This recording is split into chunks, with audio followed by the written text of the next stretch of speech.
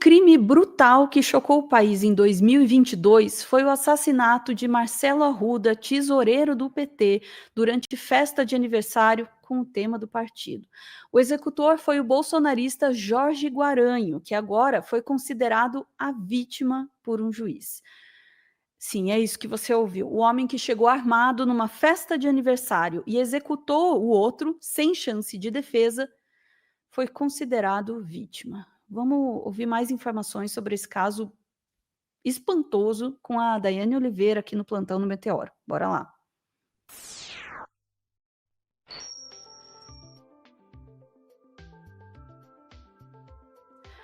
Daiane Oliveira, boa noite, mas já com uma notícia de ferver o sangue, hein? Isso, infelizmente, boa noite, poderia ser outro tipo de notícia, mas é essa, e é chocante. Por que é chocante? Porque esse crime foi um crime chocante. Acho que todo mundo lembra, todo mundo tem uma mínima recordação do que aconteceu, porque meio que foi um divisor de águas para a gente entender a intolerância, o nível da intolerância dos apoiadores do Jair Bolsonaro, dessa linha do bolsonarismo. E eu acho que vale te falar que é isso. Não é que toda pessoa que comete um crime, ou toda pessoa que propaga o ódio, seja uma pessoa bolsonarista, não é isso. Mas é para a gente compreender como existe uma escalada de violência, uma escalada de ódio, em que as pessoas sequer conseguem dialogar ou conviver no mesmo ambiente com uma outra, sem cometer um crime nessa magnitude.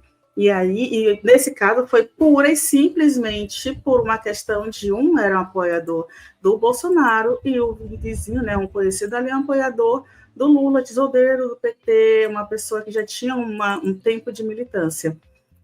Para quem não lembra também, esse homem ele foi no carro, depois de uma pequena discussão, pegou a arma, voltou para a festa de aniversário, onde tinham crianças, uma família inteira reunida, e atirou várias vezes contra a vítima, que na minha visão a vítima é o Marcelo Arruda, a pessoa que faleceu, mas a gente teve aí um entendimento diferente desse juiz, porque o juiz ele informa meio que o assassino, o algoz, o homem que deveria estar preso, foi uma pessoa que foi provocada pelo Marcelo e ele reagiu a essa provocação, a essa discussão, daí o motivo do assassinato.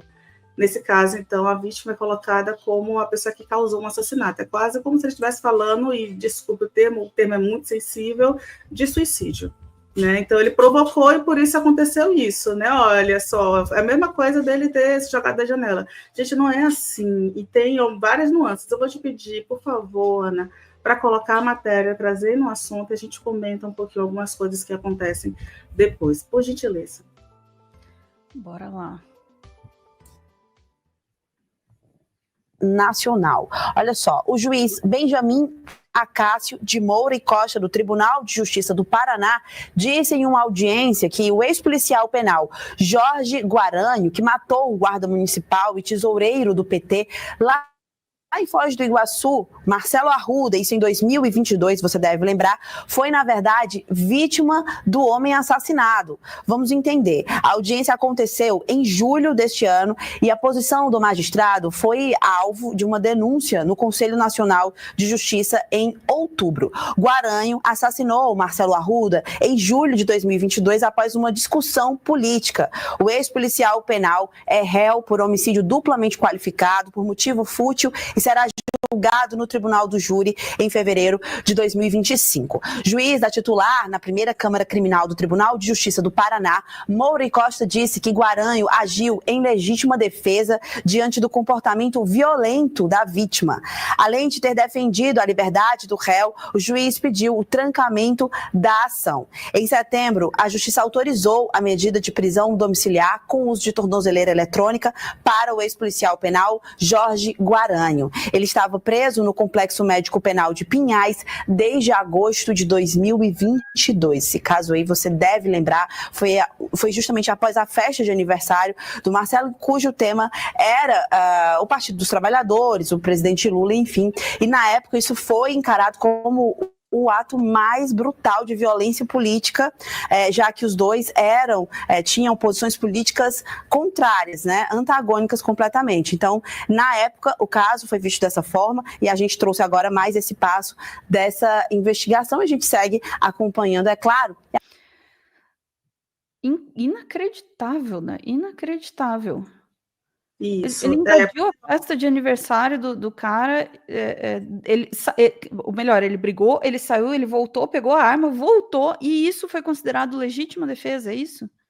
Exatamente. O Marcelo está fazendo 50 anos, então aquela festa, toda a temática do PT, o Guaranho passou de carro dizendo aqui é Bolsonaro, Lula é ladrão. Aquelas frases clássicas. E por isso houve essa discussão. O Guaranho, ele não estava na festa do Marcelo, ele não era amigo do Marcelo, eles moravam ali próximos. E aí foi quando o ex-policial penal, né, voltou com uma arma e atirou contra o Marcelo, que era guarda municipal. O Marcelo não teve condição de defesa, não trouxe o vídeo, eu acho o vídeo muito pesado, mas é um vídeo que está disponível na internet. É muito nítido o seguinte, a mulher do Marcelo, a esposa do Marcelo, também é policial, ela mostrou o distintivo, se colocou na frente, ela podia ter sido uma vítima também, é muito nítida essa imagem, e quando ela foi no carro justamente pegar a arma dela, ela saiu para tentar pegar a arma dela, quando ela voltou, o marido dela já estava alvejado no chão, Marcelo conseguiu ainda revidar, conseguiu atirar contra esse ex-policial penal, contra o Guaranho, mas não resistiu aos ferimentos e foi a óbito. A gente está falando de uma pessoa que faleceu apenas por uma discussão banal, porque estava na sua festa e foi afrontado por uma pessoa. Isso aconteceu em Foz do Iguaçu.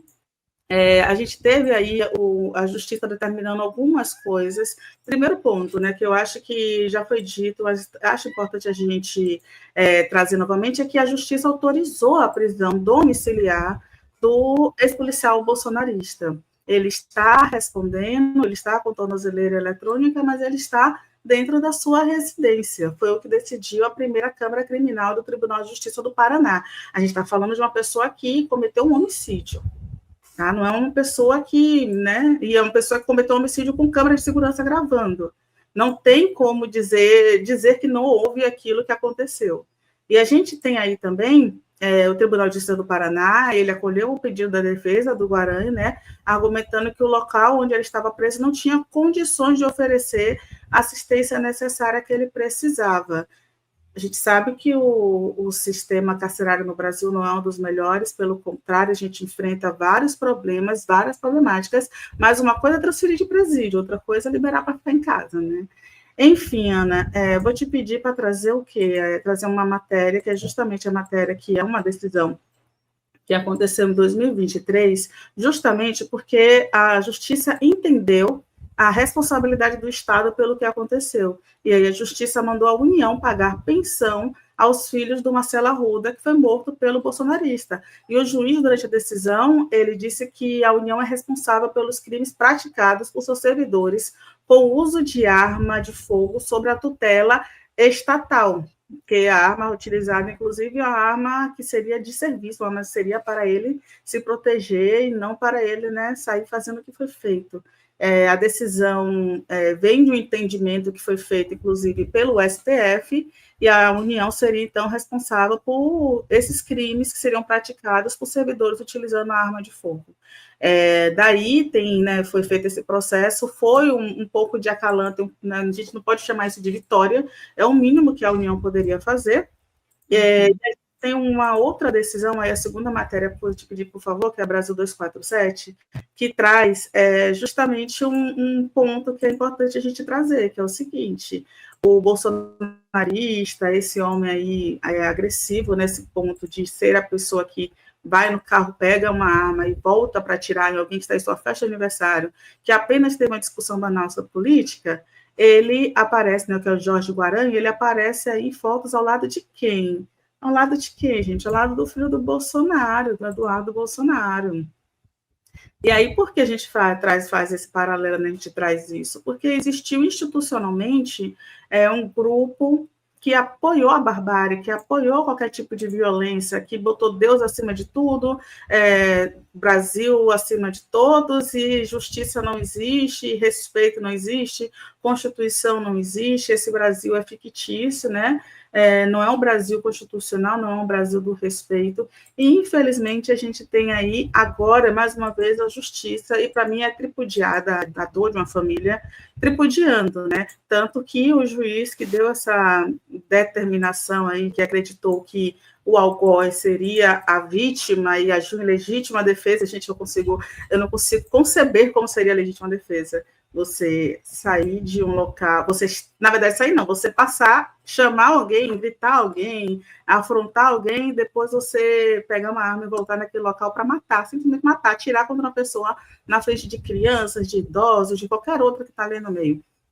E aí tem um ponto que esse juiz ele foi denunciado no Conselho Nacional de Justiça, agora no mês de outubro, logicamente, a gente tem aí, né, a promotoria, o Ministério Público recorrendo, né, lutando atrás para conseguir fazer um tipo de reparação, e que haja no próximo ano. Vale lembrar que em fevereiro de 2025 vai haver o julgamento desse caso. Então, certamente a gente vai ter outras repercussões aí. E detalhe é que o Guaranhos vai a júri popular. E aí, pelo menos, vai a júri popular, né? Conseguiu-se, isso também é um outro ponto positivo, a população que vai fazer esse julgamento não fica na mão apenas dos magistrados, porque a gente acabou de ver, inclusive, com essa determinação, que a justiça ainda é muito parcial no Brasil, infelizmente. Nossa, eu tô realmente estarrecida, assim, Daiane. Sabe, eu imaginaria que eles achariam qualquer tipo de desculpa ou justificativa para abrandar o crime, né, dependendo da orientação aí da justiça.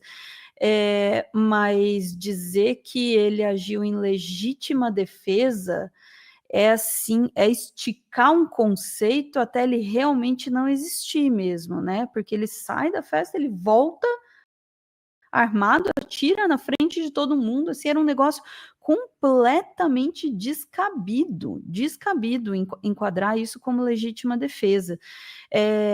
Espero mesmo, né, que os recursos sejam levados aí adiante, e denúncias, enfim, o que for necessário. Mas também não me surpreendo, o chat está comentando aqui, né, sobre a Justiça do Paraná, né? Não me surpreende, assim, conhecendo a Justiça do Paraná, que esse tipo de coisa aconteça. Felizmente, isso vai para instâncias superiores, e ali a gente espera que a atenção devida seja dada a esse caso e a justiça seja feita, né? A Juliana está aqui dizendo no chat, né? Infelizmente, não sou muito otimista com o júri popular também, não. Eu pensei nisso, Juliana, eu pensei, por um lado, que bom, né? Que né, é a população que vai julgar isso, mas também considerando-se como essa história está sendo vista como uma questão de disputa política partidária, quase como um time de futebol. E as pessoas se esquecem, né, que um homem entrou numa festa de aniversário e matou o cara na frente de todo mundo, né, por conta de uma discussão política. Eu fico preocupada também. Mas esperando... diga, Thay, perdão. Não, perdão, Ana, te cortar. Porque a gente está dizendo, então, que o pessoal pode fazer absolutamente tudo, e se ela alegar legítima defesa, se alguém tivesse legítima defesa, está tudo certo. Inclusive, eu vou pedir para você só um momento para ler um trecho do que o juiz Moura Costa falou, que é o seguinte, né? A vítima que morreu é um ser humano violento, talvez tanto quanto o réu. Ele colocou, sim, no mesmo balaio, na mesma altura, uma pessoa que pegou uma arma e atirou em outra, e a pessoa que estava ali numa festa e não estava, que não foi provocar absolutamente nada, mas é o que ele disse que aconteceu. E aí ele disse que o rapaz, que seria o réu hoje, parece que é uma boca mole, ele tem todo o movimento dificultado, ele é uma pessoa que teve a redução de virilidade, virou um minguado. Foi o que o Moura Costa disse, porque ele foi baleado justamente por estar armado na festa e ter executado o Marcelo. E ele finaliza dizendo o seguinte: eu não afasto, em hipótese alguma, a legítima defesa e defende o trancamento da ação. Não há elementos para a denúncia. O que há são 2 homens se agredindo e o que morreu foi o que provocou. Em um quadro desses, eu não tenho dúvidas de trancar a ação penal e instaurar um inquérito para investigar os envolvidos, e nesse caso os envolvidos seria também a esposa do Marcelo, que é uma policial e que estava também na festa, que tentou impedir que ele matasse Marcelo, mas não conseguiu, porque ela não estava com a arma no momento. Inclusive, talvez se ela estivesse armada no momento, fossem 2 pessoas mortas e não apenas o Marcelo, né? A gente não sabe o que poderia ter acontecido ali ainda de pior. É isso, Ana, é extremamente difícil a gente lidar com esse tipo de comportamento, porque sabe é precedente para continuar essa barbárie, essa violência que vem acontecendo. Chocada, Dai. Vamos esperar que essa questão seja tratada com mais seriedade aí nas próximas instâncias aí. Veremos. Ficamos por aqui? Ficamos. Bora lá. Chat, voltamos em instantes com mais assuntos do dia. Beijos.